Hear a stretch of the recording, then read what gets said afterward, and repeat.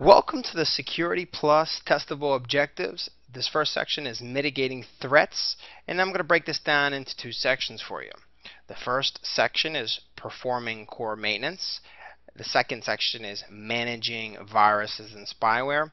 And then the second half, which is going to be in its own section, is securing web browsers and identifying social engineering threats.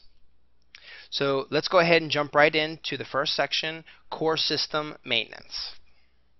Okay, I want to talk about some of the primary causes for compromised security. And you can break this section down into technology weaknesses, configuration weaknesses, policy weaknesses, or human error and malice. In the first section, we want to talk about technology weaknesses. For example, protocols were designed to function. They weren't necessarily designed to be secure. So most considerations for security were really an add-on or an after effect. TCP/IP has a few well-known inherent weaknesses. For example, one of the protocols, ICMP, or Internet Control Messaging Protocol, that is used to test connectivity between devices, among other things. But what you can do is you can set it to terminally do what it's supposed to do, which is the terminal ping of death. There's also advanced attacks like Smurf and Fraggle. A Smurf attack is really an ICMP attack where you ping the broadcast address, therefore amplifying the attack, but also you spoof your source address because you don't want that traffic to come back to you because you're amplifying it. So you replace your source address with an address on the destination network. You can also increase the packet size as well. Fraggle is just like a Smurf attack, except it uses UDP, User Datagram Protocol, as its transport. Also, operating systems within themselves, they are known to be vulnerable.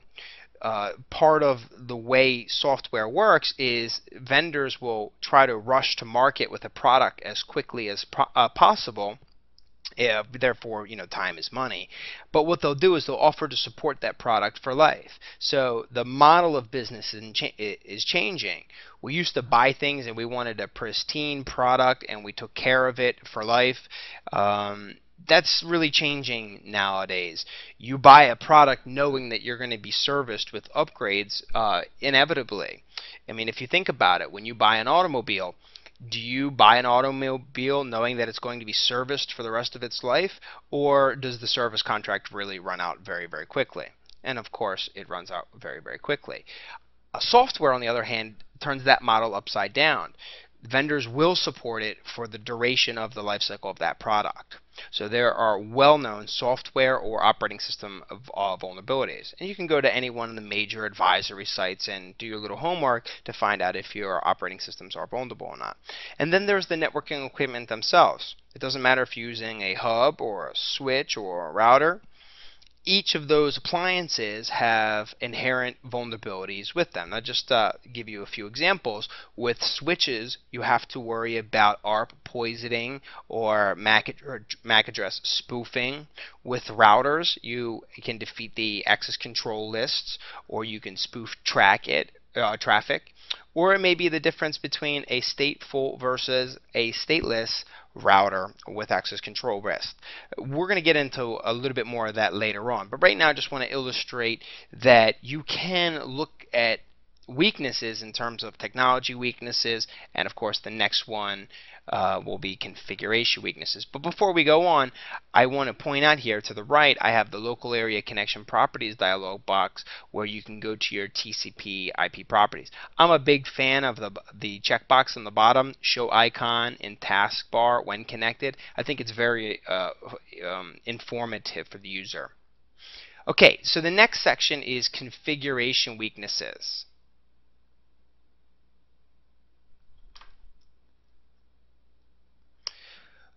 First thing I want to talk about with configuration weaknesses is unsecured user accounts. These could be accounts with generic usernames or passwords.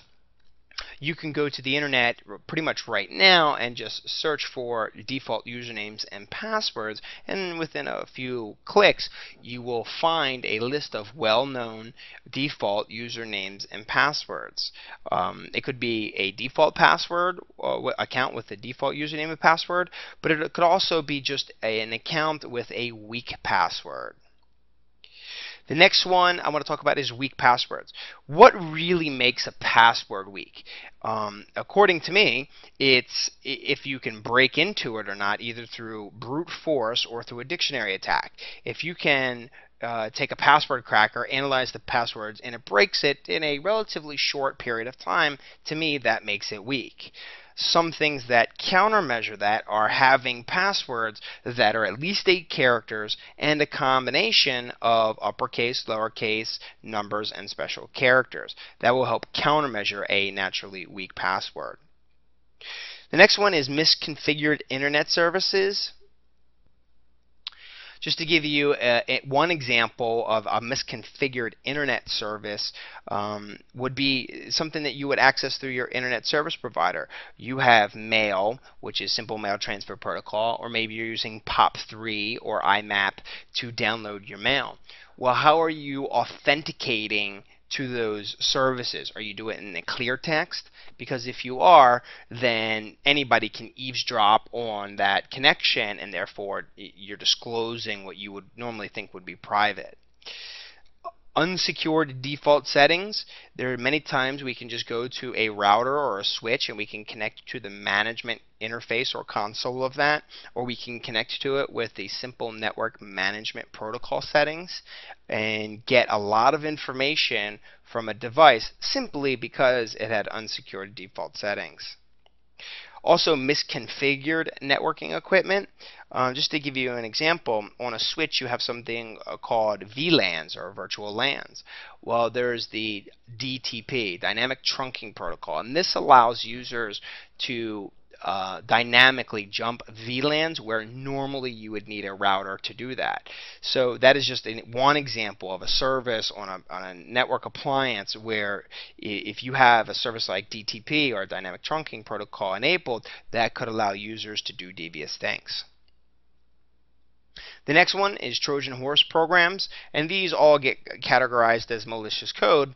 However, these are typically backdoors or programs such as Backorifice or Tiny or whatever the major Trojan horse programs are today. There's several well-known Trojan horse programs, and that's all covered in the Certified Ethical Hacking materials. We go over those step by step in there. And the last one is viruses. This is just malicious code. Now, it really doesn't make a difference if it's a virus or not, but if your Outlook settings that you would normally use to read your mail, if you have those settings to auto preview messages, that could actually auto execute a virus. So it's more of a configuration inconsistency or a weakness that would allow that behavior to happen. And so the moral of the story here is there are configuration weaknesses because security administrators and network administrators are working independently of each other rather than working together, so things get overlooked.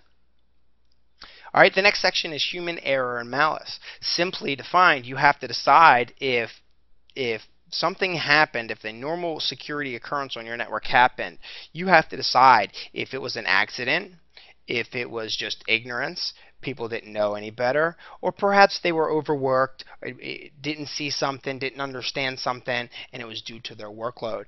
For example, people rushing to reply to emails, for example, and they accidentally hit reply all instead of reply. And so they disclose some information or reply inappropriately to an email when they shouldn't have. So is there malicious intent? You have to look at these in the scenario-based questions that we'll discuss not only throughout this course, but also in your practice exams and in real life.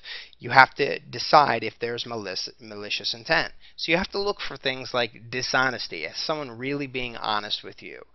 Did someone ever try to impersonate someone else. Well, if you've ever worked at a help desk, you'll understand how common that is for a user to try to reset a password for another user's account.